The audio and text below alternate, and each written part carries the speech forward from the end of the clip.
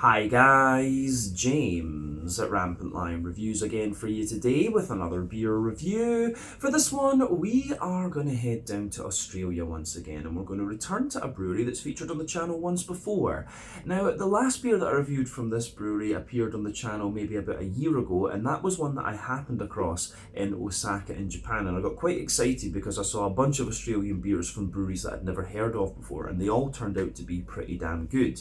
But the one that we're going to have a look at today is quite similar in style to the last beer that I tried from these guys, so I know they can do these things very, very well, and this brewery has proved to be quite a popular one actually in their local state. So yeah, needless to say, I'm very, very curious to see what this one's going to have in store for us. Hopefully it's another good beer. Hopefully it makes for an interesting review, and as always, I hope that you guys watching enjoy my take on this one as well.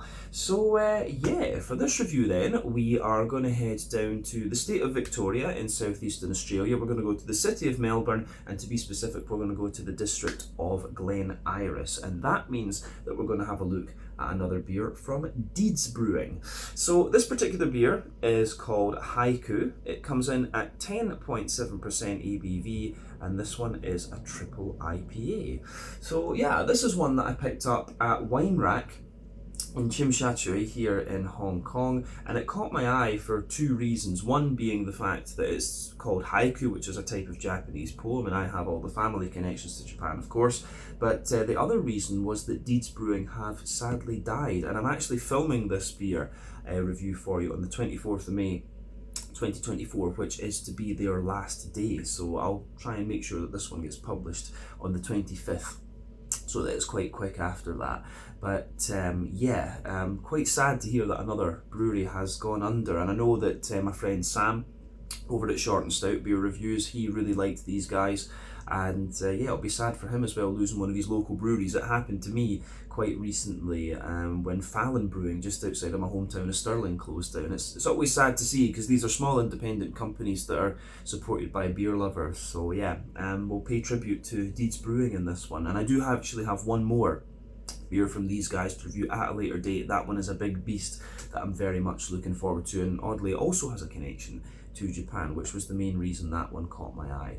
But yeah, sad news, but let's crack on and see what this beer has in store for us. So, as always with my reviews then, I'll tell you a little bit about the brewery before we taste the beer. If you want to get straight to the tasting though, just fast forward. All the usual links can be found in the video description below. That's the brewery website, the link to my other reviews that I've done involving Deeds Brewing, and like I say, there will be one added to that at some point in the fairly near future. But there's all the usual social media down there. If you want to see more reviews, do please consider subscribing to the channel. The support that you give is massively appreciated, and remember, you can go into the channel homepage and search for beer using the geography tagging system. So just go in there, use the little search bar, put in your hometown, state, county, province, whatever you like. If I've reviewed beers from the area you search for, they will pop up. Failing that, you can check out the playlist of beers from different countries. You'll find this one in the Australian playlist along with a number of other things, and that is being added to quite regularly, of course, because we can find Australian beer quite easily here in Hong Kong. But make sure you check out the playlist of beers from other countries as well. There are some very interesting things on the channel these days. But yeah, let's go on to my brewery notes then, and I'll tell you a wee bit about Deeds Brewing once again then. So, Deeds Brewing, as I've mentioned to you already, are based in Glen in eastern Melbourne in Victoria in southeastern Australia, and the company was founded back in 2012. But the two men behind this company are Patrick Allais and David Milstein, who studied engineering together at the University of Melbourne. But in 2003, the pair founded their own distribution company called Red Island, which imports a number of beer and spirit brands into Australia. But in 2012, they went on to establish their own beer brand called Quiet Deeds, and then they gypsy brewed for a number of years after this. But in 2015, they secured a premises which was a former car workshop on Parran Place, which is very close to Glen Iris train station, and they purchased their brewing equipment the following year. So they started submitting papers for their permits in 2016, but they had many issues, and it wasn't until January of 2018 that they received permission to actually start building the brewery. But they hadn't originally planned to open, they had actually originally planned to open a taproom on site at the same time, but they were actually helped quite a lot by a local petition, and in April of 2020 they were given approval to build the on-site taproom and kitchen, where they have 28 taps, and this opened its doors in April of 2021. So in the brewery they have a 2,500 litre brew kit from DME, and their first head brewer was Justin Corbett, who had previously worked for Hawkers and studied brewing at Heriot-Watt University in Edinburgh. In 2022 though, he was replaced by Richard Hollingworth, who previously worked with Lions Malt and Shovel Brewery, brewing James Squire beers, and then for Asahi at their brewery in Melbourne. But he's been an IDB brewmaster for 15 years apparently. But these days Patrick runs the sales and marketing side of the company, while David runs the finance and operations side, and more recently they've been working to distribute their beers across Australia, and they've been brewing a number of mixed fermentation sours from what I understand. But the brewery suffered financial difficulties, of course, toward the end of their life, and then in early 2024 they announced the search for a new investor, or indeed a buyer for the company. But after failing to secure one, they made the decision, and the brewery closed officially, sadly, on the 24th of May 2024, which is today. So the brewery are currently enjoying their farewell party. So yeah, very sad news. But as of May 2024, when we're filming this review, these guys produced 330 different kinds of beer according to Untappd. So yeah, that's that in terms of your brewery history for Deeds Brewing. So I don't know, maybe these guys can continue their brand doing some gypsy brewing or things like that. It seems a shame for a brewery that's been around more than 10 years to just kind of disappear like that. So, you know, you never know. Hopefully the guys behind the brewery will do some gypsy brewing or some contract brewing to keep the Deeds Brewing brand alive, but there doesn't seem to be any mention of that thus far. But yeah, as I say, that's everything I can really tell you about this brewery for the moment. If you want to learn more, check out the brewery website for however much longer it's going to be there. But you can follow the brewery on Facebook and Instagram and things, and you can check out the Rate Beer, Untappd and Beer Advocate pages to learn a wee bit more about all the different beers that these guys have done. But those pages, of course, may become inactive if the brewery is going to fully disappear. But yeah, let's go on and have a little look at the beer itself then. I'm going to keep this can because it is pretty nice, I have to say. So yeah, this one, is this what, 375 millilitres? Quite an unusual can size, but I have seen one or two breweries in Australia doing these. I don't know if this is the same size as like a schooner or something like that, because the Australians have all these unusual measurements, of course. But yeah, there you can see the Deeds Brewing symbol on this one, and you can see it's got this lovely kind of Japanese style of artwork. Plain silver top on the can. As we said earlier, this one comes in at 10.7% ABV. It's a triple IPA, and it does have one of these little haiku poems on the back. So the thing with Japanese haiku poems, this is something I remember from my Japanese history class. They have 17 syllables to them, so you have 575 normally, but yeah, they are they're quite interesting little things. They're meant to kind of depict natural beauty, because if you go into the Japanese religions like Shinto, for example, it's all about taking wisdom from your ancestors and respecting nature. So the kami gods that they have, you'll find many of them in an area of particular natural beauty. So, but yeah, that's kind of a very whistle-stop tour of what Shinto is all about, and the haikus are very often about these kind of things too, kind of proverbs almost. But yeah, they've got a couple of haikus here on the back. So it says, hazy like a fog, so juicy your mouth waters, an empty glass left, Anon Brewer one. I like that one. Fluffy with tall clouds, light sky and grass underfoot, beers by the water, sails. You want a haiku? Is it for the limited? Yeah, I can write one. Brewer 2. I like that as well. Yeah, we need to keep this can definitely, or at least save the label off it. But yeah, like we said, 10.7% triple IPA, this one. And the hops used are Galaxy, Yucano, which I'm guessing is meant to be Equinox. That's a typo obviously on the can. and yeah, Idaho 7. So we know all of these hops quite well. Galaxy is an Australian hop, 14% alpha acid. It's going to give you quite a lot of passion fruit and grapefruit and stuff like that. Oh, one of my hooks falling off the wall. There you go. Yeah, passion fruit, grapefruit, and also give you quite a little bit of pineapple. Equinaut is going to give you a nice big kind of limey character as well. That's about 14% alpha acid, American hop. Idaho 7 is about the same in alpha acid, American again, and it gives you a lot of soft kind of apricot-y, papaya and pineapple-y type notes. But yeah, 375 milliliters in this can. The Haiku Triple IPA. Let's get this out and into the glass then. So, looking forward to this one. As I say, it's just sad that not going to get to go and do an out and about video at Deeds Brewing, because that was somewhere that I did want to hit up on my next time in Melbourne, which is going to happen in the next year or two. Yeah, I need to get back down to Australia. So here we are, we've got all of the beer out and into the glass. So before the head disappears, we can say that this beer is poured with just about a finger of a frothy, I would say, cream coloured head. You can see it is a little bit bumpy there if I bring it up to the camera. Some medium-sized bubbles on the surface of the liquid and kind of bigger ones just getting on top of that. But yeah, the way all of that goes together is pretty nice. Colour-wise, this one's quite rich as well. It's almost the same colour as the sky in the painting on this one, I have to say. So yeah, looks good. But remember, the colour of your beer depends on a few things. One, the type of malts that you use. This goes a long way to determining your EBC rating. Two, length of your wort boil is also going to play a role, because the longer you boil the wort, the more the sugars caramelise, and thus you get a darker colour of beer. But any barrel aging that you do or adjuncts you put into the beer will affect its colour as well. But yeah, you don't often have to care about that with different kinds of IPAs. Not too much in the way of visible carbonation with this one.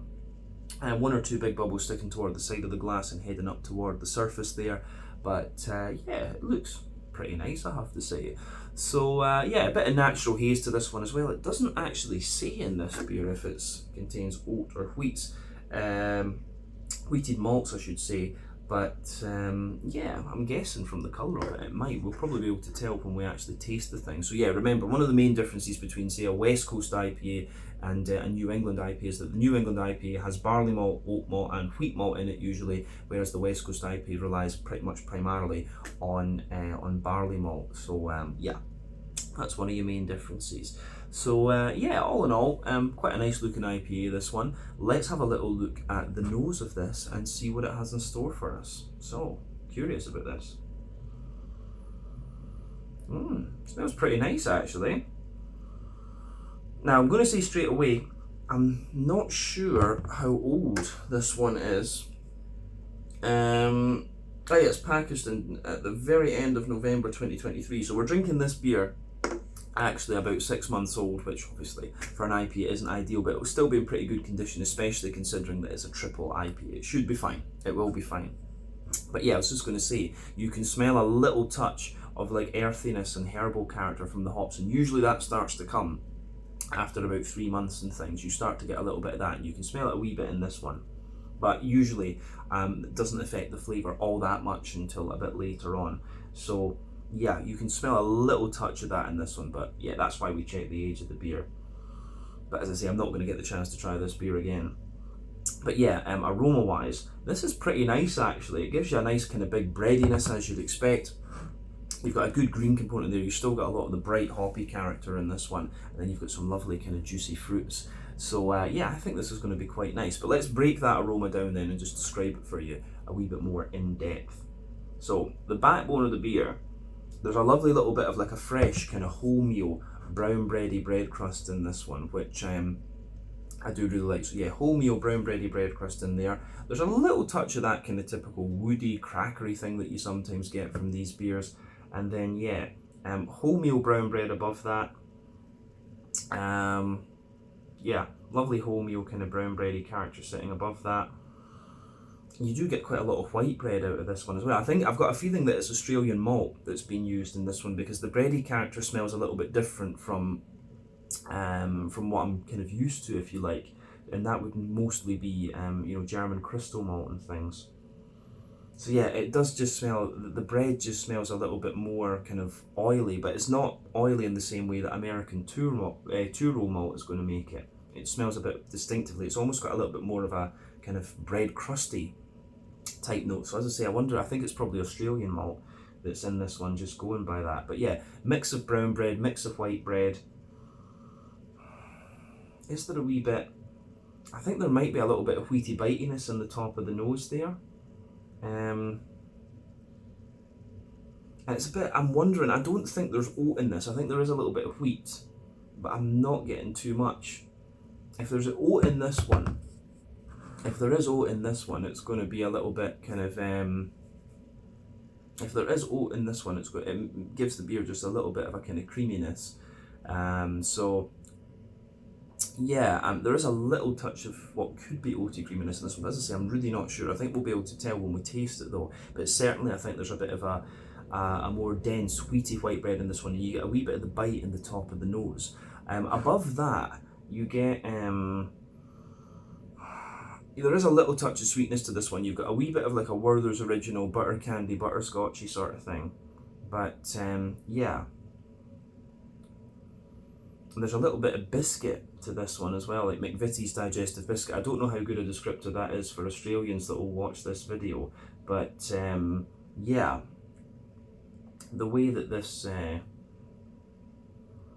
one goes together in its malt base is actually quite interesting, because it comes across a little bit more like one of these American IPAs, and a lot of beers that are simply called American IPA are kind of somewhere in the middle of the West Coast and the New England, and that's the kind of impression I get from the malt base of this one, is that it's going to be somewhere in the middle.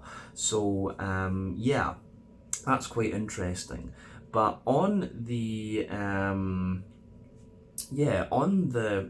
hoppy side of things then with this one, so as I've said on the channel many a time before, there are three kinds of hoppings that you can do with IPAs. You can do early addition hopping, which is usually within the first hour of the wort boil. That's going to give you mainly bitterness and a deep dank green component. And then you've got late addition hopping, which takes place in the last half hour of the wort boil. That's going to give you a little bit of bitterness, but mainly flavour aroma, and it's going to contribute to quite a bright green component.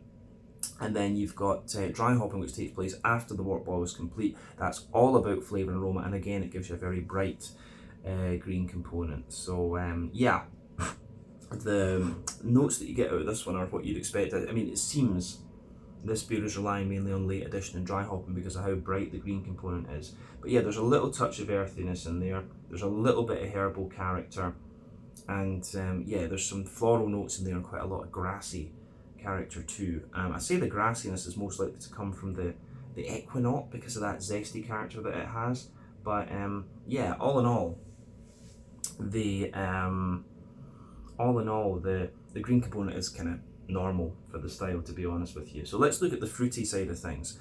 For me, the fruity side of the beer is quite interesting. You do get a little bit of that kind of you do get a little touch of like a peachy character coming out of this one. So yeah, a little bit of a peachy note in this, but yeah, quite a bit of juicy mango as well, which I think is most likely to come from the Galaxy out of these hops, although Idaho 7 will give you that. I think the more pungent, you do have a little touch of that peachy, grapefruity sort of thing, which is, yeah, that's Galaxy, I think, that's going to give you that. But yeah, big ripe kind of juicy mangoes, which will be both Galaxy and Idaho 7, and then yeah, you have some really, yeah, you've got some really nice kind of softer apricot and papaya and stuff like that, which is your Idaho 7 coming out of this one for sure. But then for me, I get quite a lot of lime out of this as well. So yeah, aroma wise, this is quite interesting, I would say. The fruity side of it, yeah,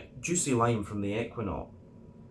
Although I remember Equinox compared to Motueka from New Zealand, Equinox is going to give you a more pungent, zesty lime, and you can smell a wee bit of that as well. But yeah, apricots, pineapples, and then yeah, lots of juicy mango. Those seem to be the tropical side of this one, is the most pungent part of it, I would say, or the most prominent part of the aroma, I think is the best way to put it. So yeah, I like how everything goes together in this one, so it gets a thumbs up from me. Yeah, as I always say, take a little bit of time to enjoy the aroma of the beer before you get stuck into it, but this has got quite an interesting one. So yeah, I think it's I think this is quite interesting for sure. So I'd always say take a little bit of time to enjoy the aroma of the beer before you get stuck into it, but I think it is about time that we try this one. So yeah, this is the Haiku, a 10.7% triple IPA from Deeds Brewing in Glen, Melbourne, Victoria, Australia. Sorry to see these guys go, sad times. So big shout out to them. I wish the guys behind the brewery and the workers and things the best for the future. Let's enjoy Deeds beer. Slàinte, skål, cheers.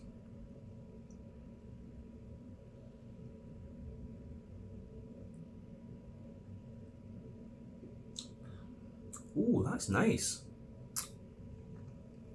More of a malty IPA for sure. That's good, yeah. Quite different actually from a number of the IPAs I've had in recent times, but I think what I was saying earlier about this being what you would call an American IPA, being somewhere in the middle of the New England and the West Coast, I think that's definitely true for this one. This really is, it's quite a malty leaning beer, this one. The malt base is quite nice, but you still get, you know, there's still a good little bit of hoppiness to the beer as well, but yeah, certainly more of a malty beast, this one. You can feel the booziness in this too, so at 10.7% ABV it is pretty, does have a pretty big punch to it, so we're not going to complain about that though. But yeah, you can feel a little bit the alcohol warmth of this one down here on the first sip.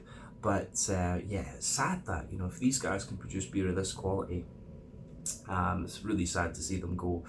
So yeah, let's take a proper look at this and break it down and describe it as we often do.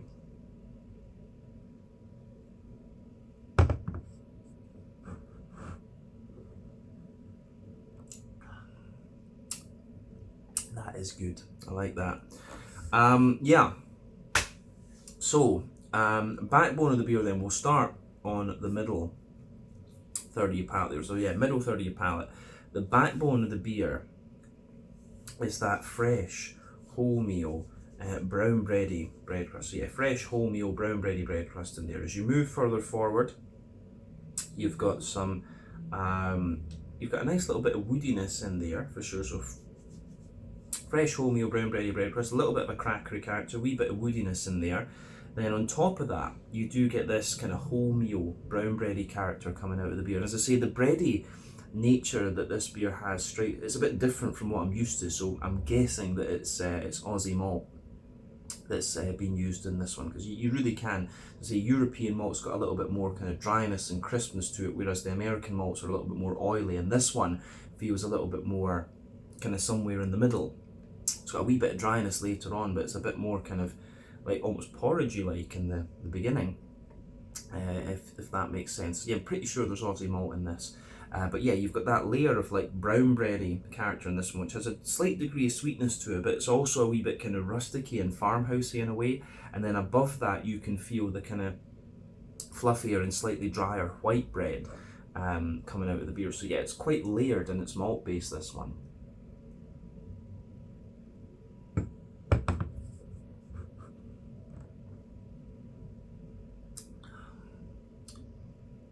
And then yeah, I do want to say there's a bit of wheat in this. I could be wrong.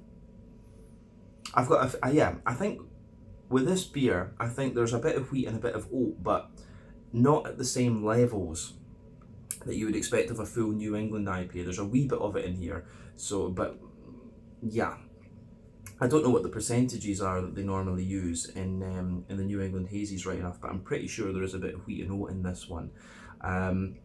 Because above that white bready layer, you can feel the difference in density in the bready characters. So the barley malt bready layers always tend to be a bit lighter, but then if you put wheat in there, wheat usually densifies the beer up quite a little bit, so you can feel that more dense white bready wheaty character as the next layer up from the white bread. And at the back of that middle third of your palate, you get a wee bit of bitiness of it, but it kind of mellows out as you come further forward.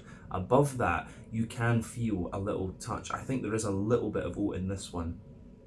I could be wrong, right enough, but if there is a little bit of oat in this, yeah, it is a little, I would say. So if you go down the middle line of your palate, you can feel there is what would appear to be a little slight oaty creaminess, and as you move out from that central line of your palate toward the edges of your tongue, then yeah, it gives you a little bit more of a kind of oaty dryness. But in the dead center of your palate, you start to get the brown, the sort of brown sugary notes out of this one. So above that oaty layer, you can feel there's a slight layer of a kind of more toasty, caramelly character. There's a little bit of toasty caramel, and then in the center circle of your palate, there's a sort of Werther's Original butter candy, butterscotchy sort of thing, and maybe in the very dead center, you've got a straight up caramel, and that is of course the alcohol. That's the boozy part of the beer. So yeah, the way that goes together is pretty nice.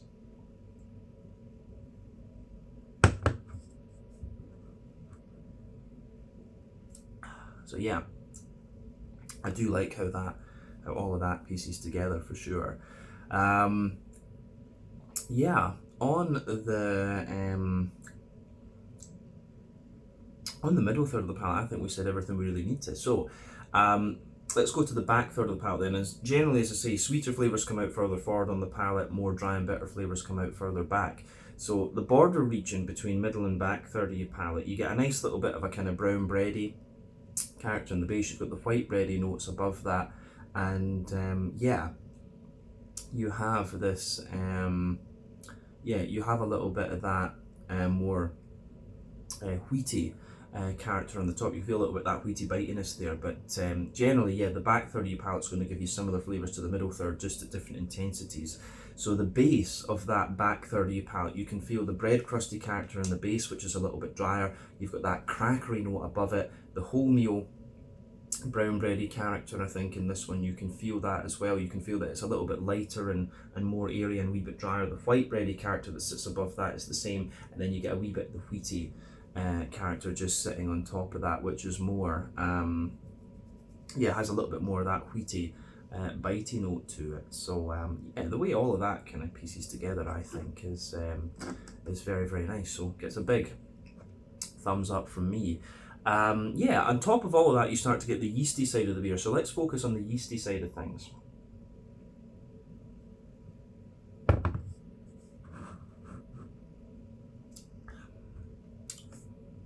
Yeah, the yeasty side of this beer, I would say you've got a kind of dense, sweet, brown bready character in the middle of it, and then around that you get a slightly sweeter, almost like butter toast kind of character. Then the very edge is more of like a straight up kind of white bready bread crust. So all that yeasty character sits on top of the malty side on the back third of the palate, and you can definitely feel back third of your palate, the flavour is taller, and as you move further forward into the middle third of your palate, it just kind of condenses down and squashes together that little bit more.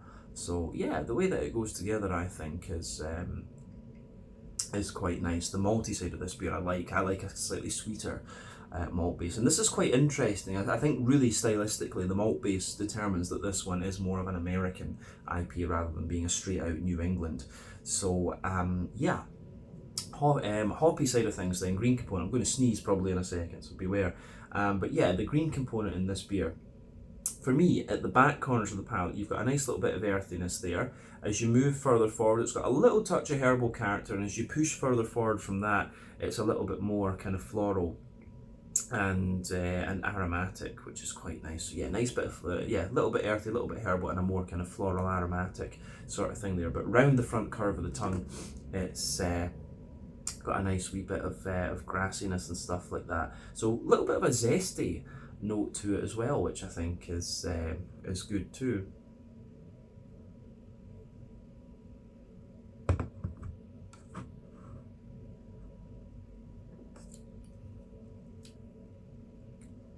But yeah, the green component in this one, it's not madly bitter actually. You can really tell with this one that it has been mainly late addition and dry hopping in this one. But we also have to note that the equinaut used in this is cryo, and when you use cryo, it sort of wettens up and makes the green component a little bit more oily. So you can pick that up in this beer as well. We have to bear that in mind. But let's focus on the fruity side of the beer, the front third of your palate. So the border region between front third and middle third of your palate, you get a nice little bit of bready build up in there. In the base of that border region, you've got the the brown bread, the white bread, and a wee touch of like wheaty character in there, and then the base of that kind of that is you've got the bread crust as well, the cracker, the brown bread, the white bread, and the more kind of dense wheat. You can feel the wheat is a bit smoother on that front third of your palate. Then you've got that nice oily bubble where the juicy fruity esters just roll their way out of the beer. So let's focus on that. So at the back of that front third of your palate, the bubble if you like,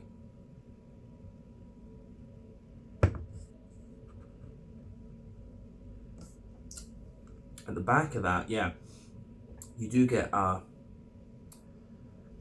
you actually get a little bit of an almost, I'm getting a wee bit of like a sultana type note in the base, and I'm getting wee bits of like oily pear as well. But yeah, for me, there's quite a little bit of like passion fruit, soft but slightly oily passion fruit in there. And of course, because you've got a more kind of caramelly malt base in this one, the hops behave differently. And because these hops would all give you very soft, juicy kind of characters if it was a fully New England hazy IPA, but because it has that bit of malty or sweetness to it, the fruit is a bit more oily. So yeah, for me, I get this kind of sultana-y, peary note in the base at the back of that front third of your palate, but then yeah, you've got some passion fruit, some more oily passion fruity notes sit above that, juicy oily mango in there, and yeah, so juicy oily mango. And you've got in the middle of the palate like soft apricot, little bit of oily pineapple as well. And yeah, the way that that goes together is quite nice. But yeah, toward the front of that, as you move further forward in that, yeah, you reach the middle of the palate. The Idaho 7, I think, comes out a bit more. Those other fruits are going to be from the Galaxy, I would say. But yeah, the softer side from the Idaho 7, the kind of apricots, the pineapples and stuff is there. And as you move into the front half of that front third of your palate, yeah, you get the juicy kind of limey characters coming out of it too. So yeah, the juicy limey notes in this one. It's a little bit softer and juicy than I remember Equinaut being, right enough. But yeah, I think that's quite nice in this one. That, of course, is the Equinaut that's giving you that in this one. But I think the thing that lingers there is the apricot, the pineapple, and a bit of the juicy mango. I think those are the fruits that really linger in this one. So yeah, fruity side of this beer is quite nice, but a little bit more oily, like I said. So yeah, interesting stuff for sure. I like this beer, certainly like it. So I say, it's quite sad to hear that that these have died when they can produce beers like this. So yeah, let's round off this review then with a wee look at the mouthfeel. So for me,